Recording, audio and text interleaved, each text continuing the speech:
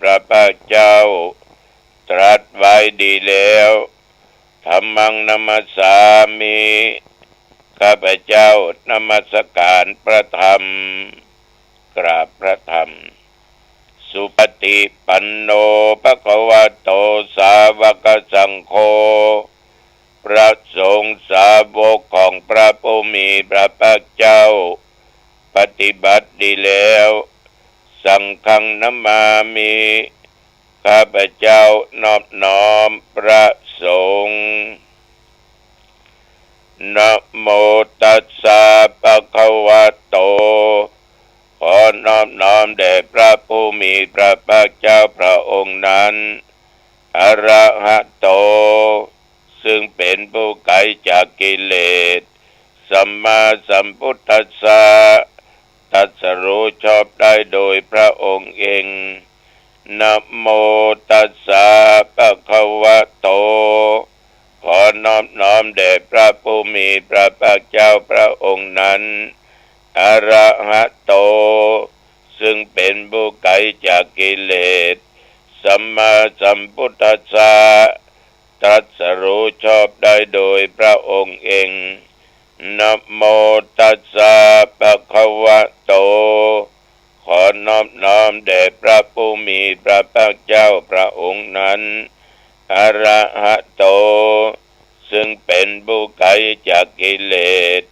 สัมมาสัมพุทธัสสะตรัสรู้ชอบได้โดยพระองค์เองพุทธังสรณังคัจฉามิธัมมังสรณังคัจฉามิสังฆังสรณังคัจฉามิตุติยัมปิพุทธังสรณังคัจฉามิตุติยัมปิธัมมังสรณังคัจฉามิตุติยัมปิสังฆังสรณังคัจฉามิตติยัมปิพุทธังสรณังคัจฉามิตติยัมปิธัมมังสรณังคัจฉามิตติยัมปิสังฆังสรณังคัจฉามิอิติปิโสภะคะวะอะระหังสัมมาสัมพุทโธวิชาจรณะสัมปันโนสุขโตโลกวิทูอนุตตโรปุริสธรรมสารถิสัทธาเทวมนุสสานังพุทโธภควาติยันตุนิมิตังอวมังคลัญจา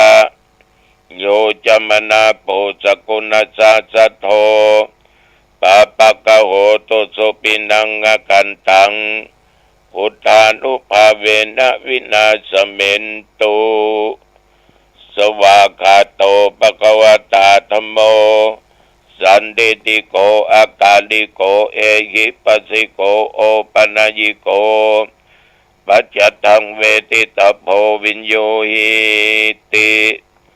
ยันตุนิมิตังอวมังคลัญจาโยจามนาโปสกุณสาสัทโธปะปะกะโหตุสุปินังอากันตังธัมมานุภาเวนะวินาสเมนตุสุปฏิปันโนภควโตสาวกสังโฆอุชุปฏิปันโนภควโตสาวกสังโฆสายายปฏิปันโนภควโตสาวกสังโฆสามีจิปฏิปันโนภควโตสาวกสังโฆญาติทังจัตตาริปุริสยุคานิอัฏฐปุริสปุคลาเอสะภควโตสาวกสังโฆอาหุนายโยปาหุนายโยตักขินายโยอัญชลีกรัตนิโยอนุตตรังปุญญเกตังโลกัสสาติยันตุนิมิตังอวมังคลัญจาโยจมนาโปสกุณสาสัทโธปะปะกะโหตุสุปินังอกันตังสังฆานุภาเวนะวินาสเมนตุ วิรูปักเขอิเมเมตังเมตังเอราปะเทอิเมสัพพยาปุตเตอิเมเมตังเมตังกันหาโคตมะเกอิจาอัปปาตะเกยิเมเมตังเมตังทิปาตะเกยิเมจตุปะเทอิเมเมตังเมตังปะอุปะเทอิเมมะมังอัปปาตะโกหิงสิมะมังหิงสิติปะกะโกมะมังจตุปะโตหิงสิมะมังหิงสิปะอุปะโทสัพเพสัตตาสัพเพปันนาสัพเพพุทธาจักเกวัลลาสัพเพปัตตารานิปัสสันตุมากินจิปะปะมาคะมาอัปปะมโนพุทโธอัปปะมโนธัมโมอัปปะมโนสังโฆปัมมานาวันตานิสิริงสัปปานิอาอิวิชิกาสัตตปฏิอุณานาปิสระภูมุสิกากตามิราคากตามิปริตาปฏิกามันตุพุทธานิสุขังนะโมภะคะวะโตนะโมตัสสะนังสัมมาสัมพุทธันังวิปัสสิสานามัตโตจักขุมันตัสสะสิริมัตโตสิกิสปินะมัตโตนะหะตักกัสสะตัปปัสสิโนนะมัตโตกะกุสันตัสสะมาลาเสนะปัปมัตติโนโกนากะมันนัสสะนะมัตโตนะหะตักกัสสะตัปปัสสิโนนะมัตโตกะกุสันตัสสะมาลาเสนะปัปมัตติโนโกนากะมันนัสสะนะมัตโตปัมมัสสะวุสีมัตโตกัสสะปัสสะนะมัตโตวิปัมมุตตัสสะสัพพติอังคิรัสสะสะนะมัตโตสักกายปุตตัสสะสิริมัตโตโยอิมังธัมมะเทเสสิสัพพทุกขปันนุทนังเยจะปินิพุทธาโลเกยะถาพุทธังวิปัสสิสุงเตชะนาอภิสุนามะอันตาวิตัสสารธายิตังเทวมนุสสนังยังนัมมัสสันติโคตมังวิชาจารณะสัมปันนังมะอันตังวิตัสสารทังวิชาจารณะสัมปันนังพุทธังวันธามะโคตมันติยะโตหังภคินีอริยญาชาติยาชาโตนาภิชานามิสันติจาปันดังชีวิตาวโรเปตาเตนะสัจเจนะโสติเตโอตุโสติคัพพัสสะโพชังโคสติสังคโตธัมมันังวิจโยตถาวิริยัมปิติปัสสติโพสังฆาจัตถาปะเลสัมมาตุเปกขโพสังฆาสัตเตเตสัพพทักษินามุนินาสัมมาทัคคตาภาวิตาภาอุลิกตาสังวัตตันติอภิญญายะนิพพานายะจะโพธิยาเอเตนะสัจจวัชเชนะโสติเตโอตุสัพพทาเอกัสสมิงสัมมะเยนะโทโมคัลลานัญจักกัสสปังคิลาเนตุกิเตติสวาโพชังเคสตะเทสัญญิเตจตังอภินันติตวาโรคมุตกิงสุตังคะเนเอเตนะสัจจวัชเชนะโสติเตโอตุสัพพทาเอกทาธรรมราชาปิเขลันเยนะปิปิริโตจุนทเทเรนะตัญเยนะปนาเปตวานะสัทรัง สมุติตวาจะอาปาทาตัมหาวุธาสิธานาโสเอเตนะสัจจวัชเชนะโสติเตโอตุสัพพทา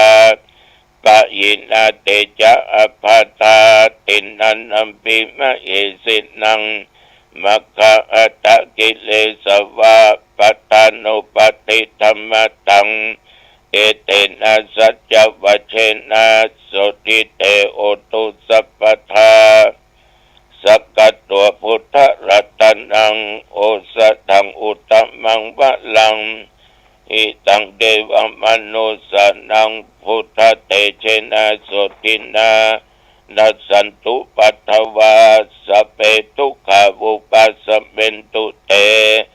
สักกัตตัวธรรมรัตนังโอสถังอุตตมังวะลัง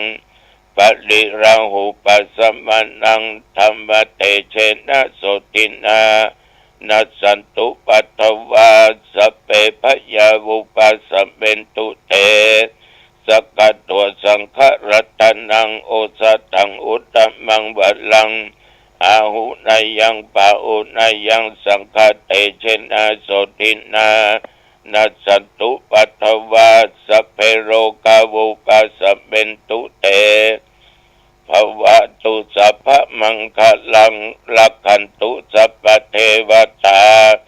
สัพพพุทธานุภาเวนะสัทธาโสติภวันตุเตภวตุสัพพมังคลังลักขันตุสัพพเทวตาสัพพธรรมานุภาเวนะสัทธาโสติภวันตุเตภวตุสัพพมังคลังรักขันตุสัพพเทวตาสัพพสังฆานุภาเวนะสัทธาโสติภวันตุเต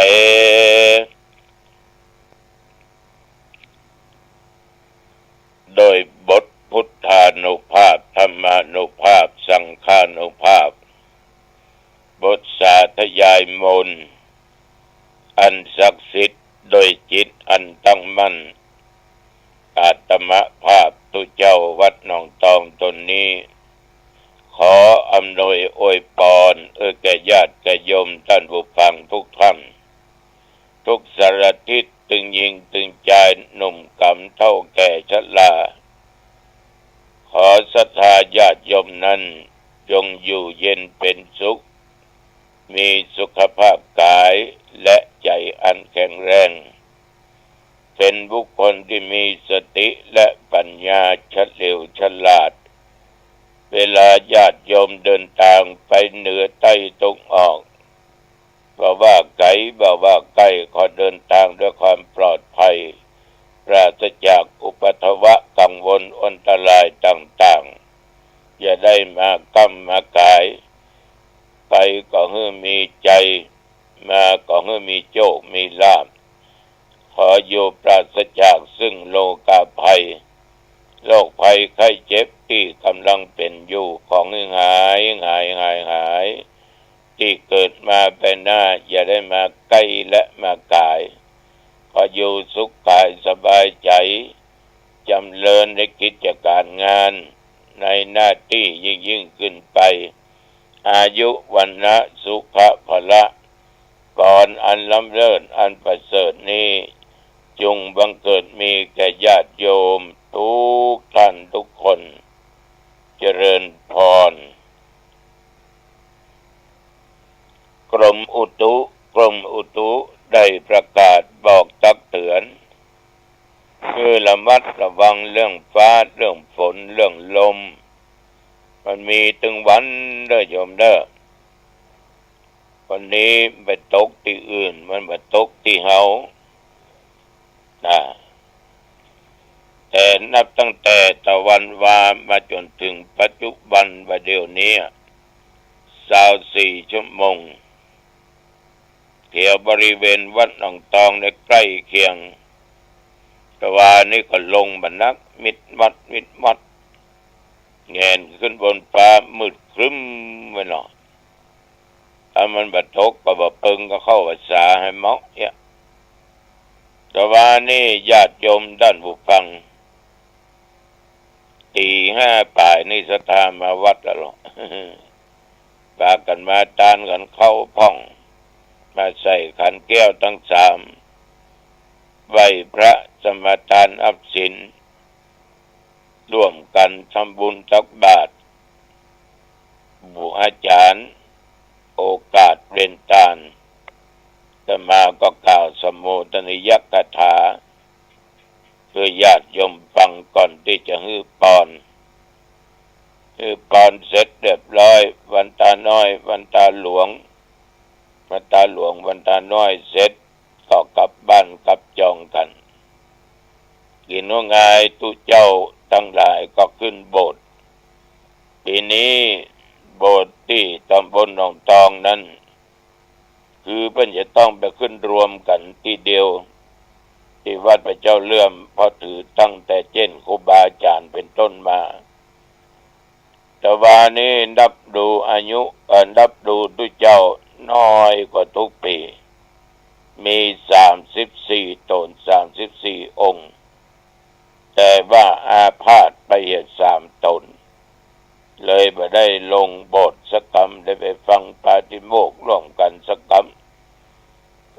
ระยะนี้ตุเจ้าก็บ่ค่อยสบายกันตุเจ้าเท่ากะกำใจก็ละอ่อนหนุ่มเนี่ยอายุ30ปลายเล็กน้อยเนี่ยโรคภัยไข้เจ็บนะญาติโยมมันจะเกิดกับคนเฒ่าคนแก่อย่างเดียวนะละอ่อนหนุ่มกำนี่ก็ยังเจ็บป่วยนักละอ่อนน้อยๆเป็นเด็กหญิงเด็กชายก็ยังเข้าห้องยาฉะนั้นญาติโยมเรื่องเจ็บไข้ได้ป่วยเนี่ยมันบ่เว้นบ่ไว้มันบ่แบ่งชั้นแบ่งวรรณะอันนี้เป็นตุเนิ่มไปทำเมื่อยเน้ออันนี้ข้ามาทำบุญถึงวันก็ละเมื่อยเห็นใจอย่างนั้นมันจะเป็นมันก็ถึงเป็นมันจะเกิดก็เกิดกับคนทุกคนได้หมดฉะนั้นแต่ว่าตุเจ้าเลยขาดไป3ตนปีนี้ตุเจ้าหมดกันถึงหมู่ขาด34นี่13วัดนะญาติโยมที่จะเป็นหลักก็วัดตองมี6ตนนอกนั้นก็ตน2ตน3ตน4ตนมีตนเดียวมีนักอันนี้ก็ดูบรรยากาศแต่ว่าก็น่าคิดต่อจากนั้นก็กลับมาวัดบูชาเน้นที่อยู่วัดไม่ได้ไปโบสถ์กับศรัทธาก็สวดกรรมฐานกันเจริญสมาธิภาวนากันจบเรียบร้อยก็ฟังเทศน์ฟังธรรมแต่ว่านี้ทำได้เทศน์ก็คือเทศน์ออกวิทยุเนี่ยคือจำป่า4ต้นนะก็คือตุเจ้าวัดนะเป็นองค์นำเทศน์คือแก่ศรัทธาญาติโยมได้รับฟังกันหลังจากกินข้าวตอนกันแล้วก็ปิกบ้านปิกปองจองแรงมากับกลับมาไหว้พระสวดมนต์สวดกรรมฐานเจริญเมตตาภาวนาแล้วก็เวียนเทียนร้อยหล่อกว่าทุกปีเนอะคนไปเวียนเทียนนี่นะจะด้วยสาเหตุอันใดนี่ก็บอกให้หูนะเพราะว่าเรื่องต่างๆมันเกิดขึ้นบ่อยแต่ญาติโยมก็ไปท้อถอยท้อแท้มันไม่ได้เกี่ยวกันเนอะโยมเนอะไม่ได้เกี่ยวกันสิ่งเหล่านั้นมันเป็นเรื่องของบุคคลเรื่องของมนุษย์เรื่องของคนเขาก็เป็นคนเขาก็เป็นคนทุกคนมีความอยากเหมือนกันหมดแต่ภัยสามารถระงับความอยากนั้นได้มันก็ปลอดภัยถ้าบัดสามารถระงับความอยากได้มันก็ตกอยู่ในเบี้ยล่างของสิ่งเหล่านั้นฉะนั้นญาติโยมอย่าเอาเรื่องบุคคลมาปะปนกับการสร้างคุณงามความดีคือการรักษาศีลฟังเทศน์ฟังธรรมเจริญจิตภาวนาอย่าคล้อยตามไปทำสิ่งบดีกับคนอื่นสิ่งดีๆนั่นเราจะต้องขนขวายเสาะหาอย่าไปแสดงออกเนื้อน้อยอกน้อยใจมันบ่ถูก จะไปคิดว่าพุทธศาสนาเนี่ยเสื่อมหมดไม่ได้เสื่อม2,500 600อย่างใดมันก็จะยังตลอดนั่นเป็นเรื่องของบุคคลเรื่องของคนเรื่องกรรมเรื่องเวรของแต่ละคนฉะนั้นจะหันได้ว่าวัยรุ่นเนี่ยหายไปเลยที่มาเวียนเทียนอย่างนี้นะจะมีคนเฒ่าคนแก่วัยกลางคนแต่ก่อนนี้วัยรุ่นนักละเอ็กละอ่อนก็หลายได้ประเดี๋ยวเขาเปิดดูโซเชีย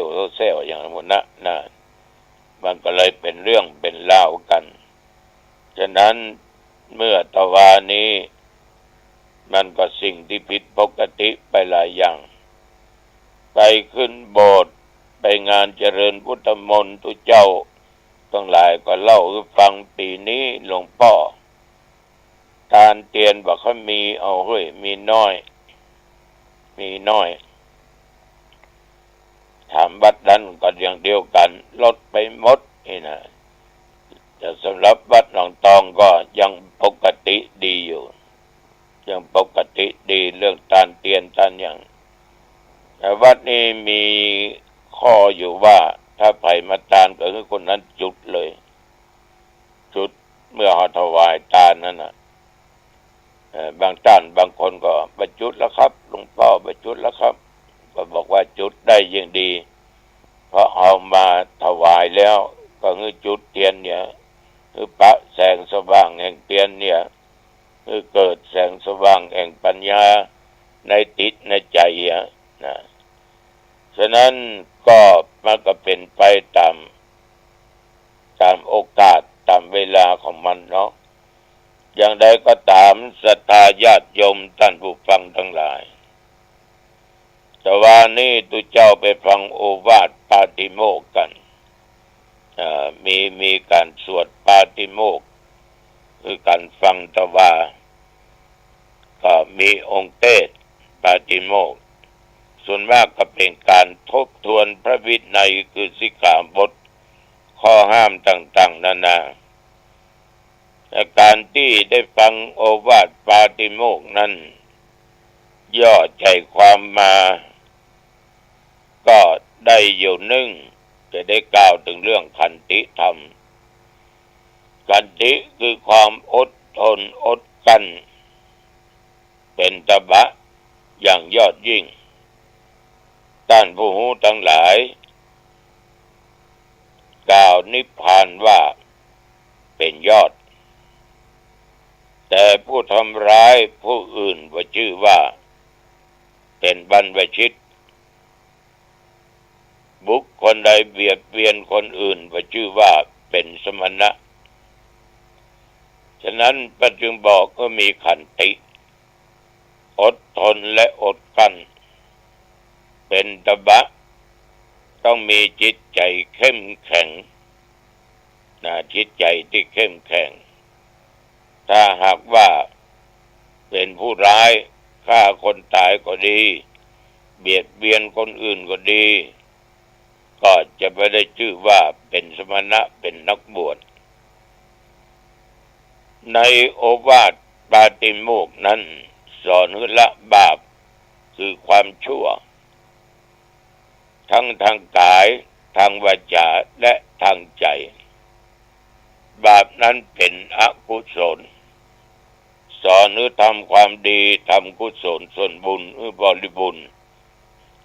แล้วก็ทำจิตใจนั้นใสสะอาดผ่องแผ้วอันนี้เป็นคำสอนของพระพุทธเจ้าทั้งหลายทุกตนทุกองค์แล้วยังได้สอนเกี่ยวกับการเข้าไปกล่าวร้ายค่อนขอดการทำร้ายการสำรวมในพระปาติโมกข์การเป็นผู้รู้จักประมาณในการบริโภคอาหารที่นั่งที่นอนอันสงัดก็ดีการประกอบความเพียรเรื่องของจิตก็ดีอันนี้เป็นคำสอนของพระพุทธเจ้าทั้งหลายดังนั้นญาติโยมทั้งหลายพระพุทธเจ้าจึงทรงแสดงปาติโมกข์ในท่ามกลางข ของสงฆ์ทุกครั้งครึ่งเดือนเพื่อเป็นการทบทวนเพื่อทำให้สงฆ์นั้นมีจิตใจสงบก็จึงได้ทรงอนุญาตพระสงฆ์สวดปาฏิโมกข์ตลอดมาจนถึงปัจจุบันประเดี๋ยวนี้ก็ยังว่าปาฏิโมกข์มันก็สวดเป็นภาษาบาลีตุเจ้าที่บวชใหม่ที่มันมาตันได้ศึกษาอย่าง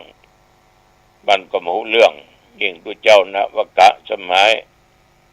มันจะบ่รู้เรื่องเมื่อมันบ่รู้เรื่องก็เลยบ่รู้ว่าอันใดผิดอันใดถูก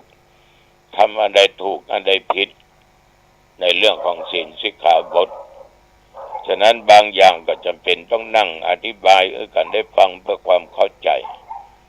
อันนี้ก็ได้ทำคิดกันต่อว่าแล้ววันนี้จะมีการอธิษฐานจำพรรษา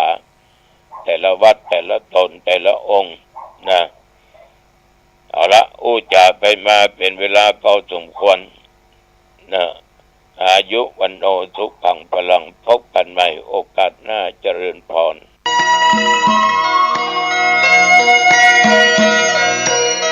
สารเพื่อการประชาสัมพันธ์โครงการปรับภูมิทัศน์และพัฒนาปรับพื้นที่รอบโบสถ์วัดป่าแดงมหาวิหารมติคณะกรรมการบริหารวัดป่าแดงมหาวิหารครั้งที่ 4/2567 ได้เห็นชอบและอนุมัติให้ดำเนินโครงการใช้เงินบริจาคและเงินสะสมของวัดเพื่อพัฒนาปรับพื้นที่ของวัดป่าแดงมหาวิหารจึงขอเชิญชวนผู้มีจิตศรัทธาร่วมพัฒนาเพื่อถวายเป็นพระราชกุศลถวายพระเจ้าสามฝั่งแกนและพระเทวีพระเจ้าติโลกราชพระเมืองแก้วและอดีตเจ้าอาวาสวัดป่าแดงมหาวิหารมี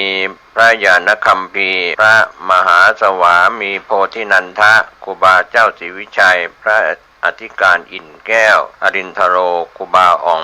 ขอเชิญชวนผู้มีจิตศรัทธามีเจตนาร่วมในข่าวครั้งนี้โอนเงินผ่านธนาคารกรุงไทยสาขาสุเทพชื่อบัญชีวัดป่าแดงมหาวิหารเลขที่บัญชี521064750สอบถามรายละเอียดเพื่อร่วมทำบุญได้ที่0818815690ก็เป็นโครงการปรับภูมิทัศน์และพัฒนาปรับพื้นที่รอบอุโบสถวัดป่าแดงมหาวิหารตำบลสุเทพอำเภอเมืองเชียงใหม่จังหวัดเชียงใหม่โครงการนี้เริ่มดำเนินการท่านที่จะร่วมบุญร่วมกุศลร่วมอนุโมทนาได้บุญได้กุศลได้ความดีโดยทั่วหน้ากัน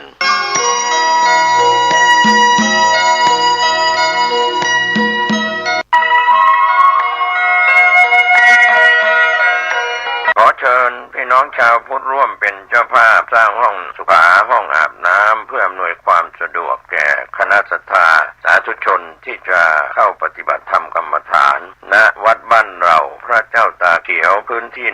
126ตารางเมตรจำนวน23ห้องประกอบด้วยห้องน้ำหญิง8ห้องห้องอาบน้ำ4ห้องห้องสำหรับผู้พิการ1ห้องห้องน้ำชายแบ่งเป็นห้องสุขา5ห้องโถปัสสาวะ3โถห้องอาบน้ำ4ห้องและห้องสำหรับผู้พิการอีก1ห้องท่านผู้ใจบุญใจกุศลร่วมสร้างห้องน้ำห้องขาตารางเมตรละ 10,000 บาทหรือตามกำลังเจตนาศรัทธาติดต่อร่วมทำบุญได้ที่ธนาคารกรุงไทยสาขาป่าซางเลขที่บัญชี79800274865ชื่อบัญชีวัดบ้านเราหรือสอบถามรายละเอียดเพิ่มเติมได้ที่พระครูภาวนาโสภิตผู้ช่วยศาสตราจารย์ด็อกเตอร์เจ้าวาดวัดบ้านเหล่าพระเจ้าตาเขียวตำบลบ้านเรือนอำเภอป่าซางจังหวัดลำพูนโทรศัพท์0969525159ได้ทุกวันขออนุโมทนากับเจ้าภาพทางไกลทางไกลและที่ร่วมทำบุญทั้งภาพปกติและออนไลน์ได้บุญได้กุศลได้ร่วมอนุโมทนาโดยทั่วหน้ากัน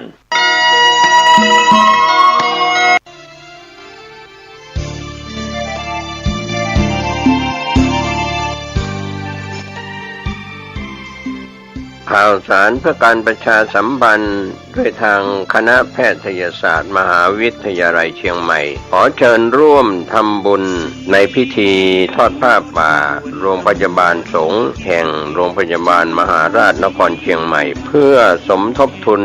นิธิสงฆ์อาพาธเป็นค่ารักษาพยาบาลค่ายาค่าเวชภัณฑ์ค่าภัตตาหารค่าจัดซื้อครุภัณฑ์ทางการแพทย์รวมทั้งค่าพาหนะและค่าอื่นๆถวายแด่พระภิกษุสงฆ์สามเณรอาพาธที่มารับการรักษาพยาบาลจัดงานทำบุญทอดผ้าป่า31 กรกฎาคมถึง1 สิงหาคมพุทธศักราช 2568 ณ โรงพยาบาลสงฆ์แห่งโรงพยาบาลมหาราชนครเชียงใหม่เชิญชวนในงานบุญวัดบ้านราชการสถานศึกษาร่วมพิธีทำบุญทอดผ้าป่าโรงพยาบาลสงฆ์แห่งโรงพยาบาลมหาราชนครเชียงใหม่ประจำปีพุทธศักราช 2568 จัดงาน 31 กรกฎาคมถึง 1 สิงหาคม พุทธศักราช 2568 ร่วมเป็นเจ้าภาพทำบุญทุนนิธิสงฆ์อาพาธได้บุญได้กุศลได้ความดีโดยทั่วหน้ากัน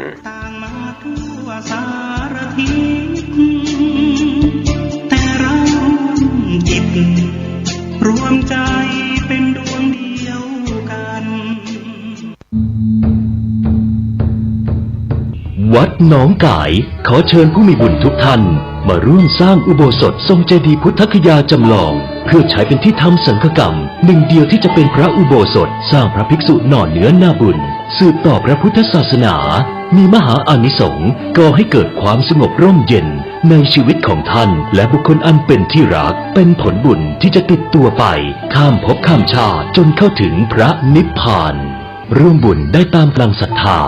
บัญชีร่วมทำบุญกองทุนพระอุโบสถวัดหนองกายธนาคารกสิกรไทยสาขาแม่ริมเลขที่บัญชี 087-200-7008 ติดต่อวัดหนองกายผ่านไลน์ Official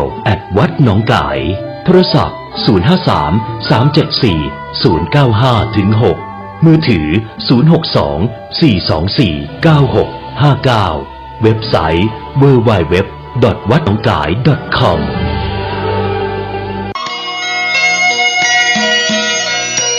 ข่าวสารเพื่อการประชาสัมพันธ์ขอเชิญชวนผู้ใจบุญใจกุศลร่วมสร้างศาลาการประเรียนวัดบ้านเหล่าพระเจ้าตาเขียวอำเภอป่าซางจังหวัดลำพูนในขณะนี้ก็เริ่มลงมือก่อสร้าง